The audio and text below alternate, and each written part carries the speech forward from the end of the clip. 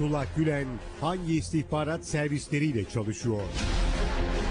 Mr. Gülen and the CIA.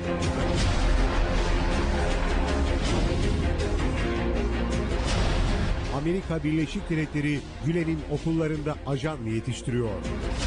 The Gülen organization.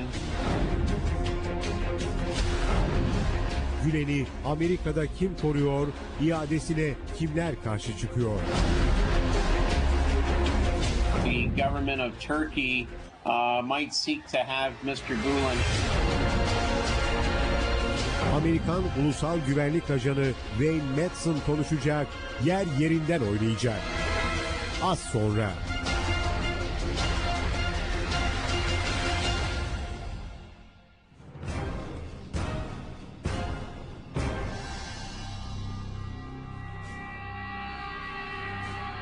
The breakdown of relations between the Erdogan government and the Gülen movement, after, of course, they were allied.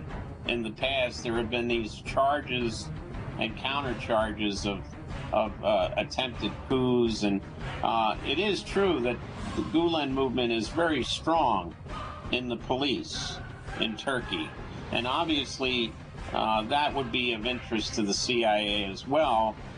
With that kind of influence, the CIA would, of course, want to maybe use some of those assets for its own purposes. So I have heard for a number of years about the Gülen influence in the police. As to the idea that there was an attempted coup d'etat using the police, I think that may be a little bit hyperbole on the part of the government of Turkey, because it now is trying to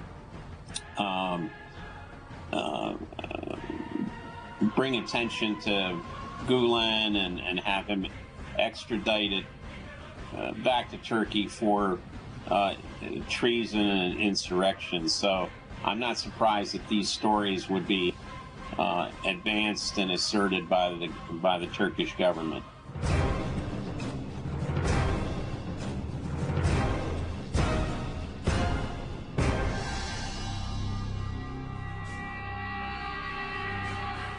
So, as a religious figure, Fethullah Gülen does not criticize Israel government, Israel state, for any of its illegal actions, such as bombing Gaza and other cities in Palestine.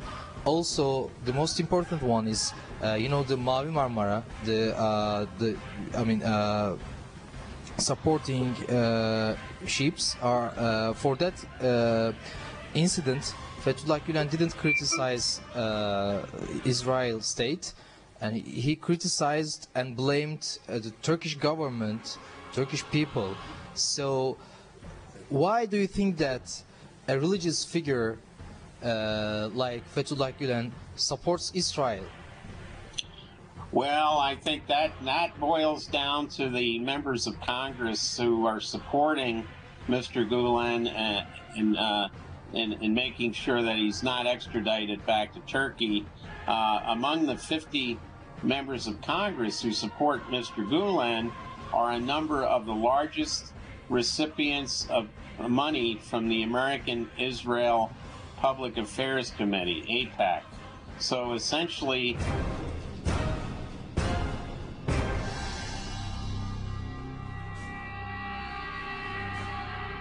many of the members of Congress who are Mr. Gülen's biggest supporters are also huge supporters of Israel. So I think herein we have a relationship between the Gülen movement and keeping his current status in the United States and the Israel lobby, which exercises a tremendous amount of power in Washington. It's obvious that Mr. Gülen and the Israel lobby have made an alliance for mutual convenience.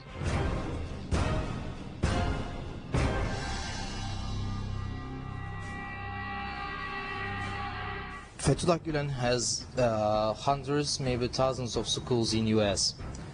So he can establish the schools very easily.